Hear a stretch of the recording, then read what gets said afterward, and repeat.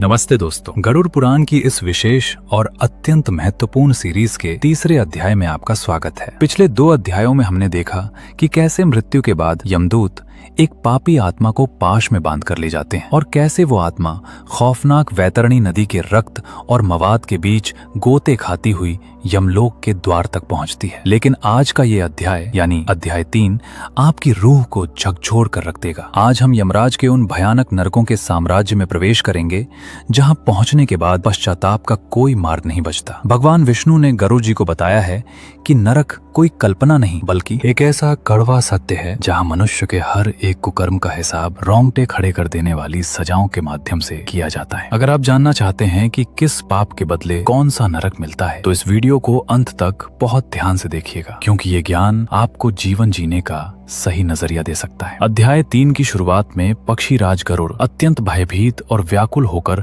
भगवान विष्णु से प्रश्न करते हैं, हे जगन्नाथ, हे त्रिलोकीनाथ, यमपुरी पहुंचने के बाद उन पापी आत्माओं का क्या होता है? यमराज उन्हें किन किन नरकों में भेजते हैं और वहाँ उन्हें किस प्रकार की यातनाएं दी जाती हैं? वो कौन से दंड हैं जो आत्मा को रुला देते हैं? कृपया मुझे विस्तार से बताएं ताकि पृथ्वी लोक के मनुष्य इन पापों से बच सकें और अपना लोक परलोक सुधार सकें। भगवान विष्णु अत्यंत गंभीर और भारी स्वर में कहते हैं, हे गरुड़ सुनो। यमराज के दरबार में चित्रगुप्त द्वारा कर्मों का कच्चा चिट्ठा पेश किए जाने के बाद पापी आत्माओं को उनके अपराध की गंभीरता के अनुसार अलग अलग नरकों में धकेल दिया जाता है। शास्त्रों में नरकों की संख्या बहुत बड़ी बताई गई है, जिनमें से 28 नरक सबसे मुख्य और भयानक माने जाते हैं। सबसे पहला और खौफनाक नरक है तामिस्र नरक। हे पक्षीराज, ये नरक उन लोगों के लिए सुरक्षित है जिन्होंने अपने जीवन में दूसरों के धन संपत्ति या किसी के परिवार को धोखा देकर हड़पा होता है। यहाँ यमदूत आत्मा को अंधेरे कमरों में ले जाते हैं और उसे तब तक गदाओं और कोड़ों से मारते हैं जब तक कि वो दर्द से बेहोश न हो जाए। जैसे ही उसे होश आता है, पिटाई का सिलसिला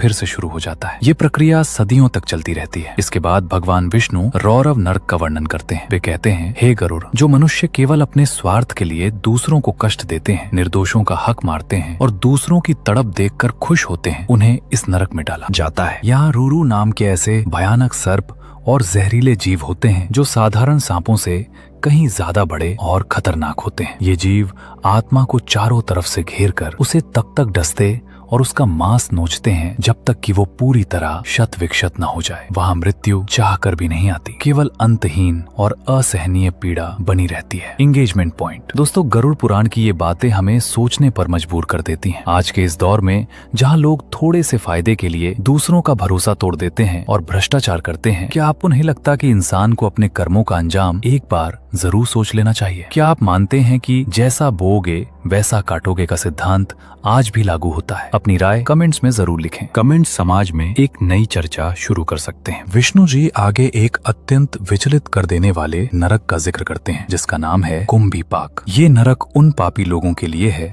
जो मूक पशु पक्षियों की हत्या करते हैं, उन्हें प्रताड़ित करते हैं या केवल अपनी जीभ के स्वाद के लिए बेकसूर जीवों का शिकार करते हैं। यहाँ यमदूतों के पास बड़े बड़े लोहे के कड़ा खौल रहे होते हैं जिनमें तेल उबलता रहता है। पापी आत्मा को उन कड़ाहों में वैसे ही तला जाता है जैसे कोई भोजन पकाया जाता है। आत्मा की चीखें और कराह पूरे नरक के वातावरण को भयावह बना देती हैं। लेकिन यमदूतों का हृदय पत्थर का होता है, उन्हें तनिक भी दया नहीं आती। इसके अलावा भगवान विष्णु तप्त शूर्मी नरक के बारे में बताते हैं। ये उन पुरुषों और महिलाओं के लिए है जो अपनी मर्यादा भूलकर पराई स्त्रियों या पुरुषों पर कुदृष्टि डालते हैं या उनका दैहिक शोषण करते हैं। यहाँ लोहे की जलती हुई लाल कर मूर्तियों को गले लगाने की सजा दी जाती है। वहीं जो लोग अपने माता पिता, गुरु, वृद्धों, साधु संतों का अपमान करते हैं, उन्हें काल सूत्र नरक की यातना झेलनी पड़ती है, जहाँ तांबे की दहकती हुई गर्म जमीन पर उन्हें मीलों तक दौड़ाया जाता है और ऊपर से जलती हुई आग बरसती है। विशेष जानकारी, क्या आप जानते हैं कि गरुड़ पुराण में भ्रूण हत्या यानी अबॉर्शन और महिलाओं के प्रति किए गए अपराधों को महापाप की श्रेणी में रखा गया है? इसके लिए अंधतामिस्र और पुयोद जैसे नरकों का वर्णन है, जहाँ आत्मा को पीप, मलमूत्र और गंदगी से भरे गहरे कुओं में गिरा दिया जाता है, जहाँ जहरीले कीड़े उसे निरंतर काटते रहते हैं। ये सुनकर ही शरीर सिहर उठता है कि अधर्म का रास्ता अंत में कितना भयंकर और विभत्स हो सकता है। अध्याय 3 के अंत में गरुड़ जी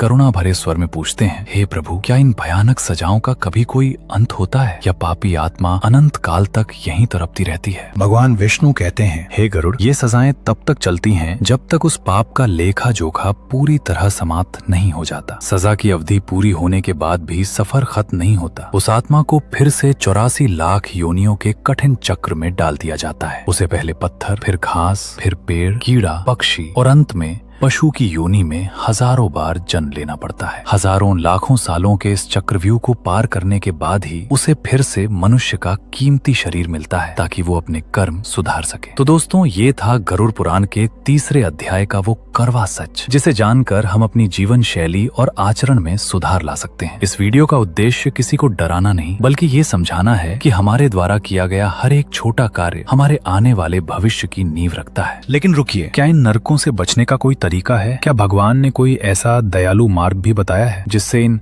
भयानक सजाओं को टाला जा सके या कम किया जा सके? भगवान विष्णु ने इसका रहस्य अध्याय 4 में खोला है। अगले भाग में हम जानेंगे प्रायश्चित, दान और मोक्ष का गुप्त मार्ग। वे कौन से 7 कार्य हैं जो नरक के द्वार बंद कर देते हैं और सीधे स्वर्ग का रास्ता खोलते हैं। अगर आप इस सीरीज का अगला अध्याय यानी पार्ट 4 जल्द से जल्द देखना चाहते हैं तो इस वीडियो को एक बड़ा लाइक दें और कमेंट बॉक्स में पार्ट 4 की झड़ी लगा दें। इस वीडियो को अपने परिवार के हर सदस्य, खासकर युवाओं के साथ शेयर करें ताकि वे भी संस्कारों और सनातन धर्म की गहराई को समझ सकें। चैनल को सब्सक्राइब करके इस अद्भुत आध्यात्मिक यात्रा का हिस्सा बने। मिलते हैं अगले रोमांचक अध्याय में। तब तक के लिए जय श्री हरि।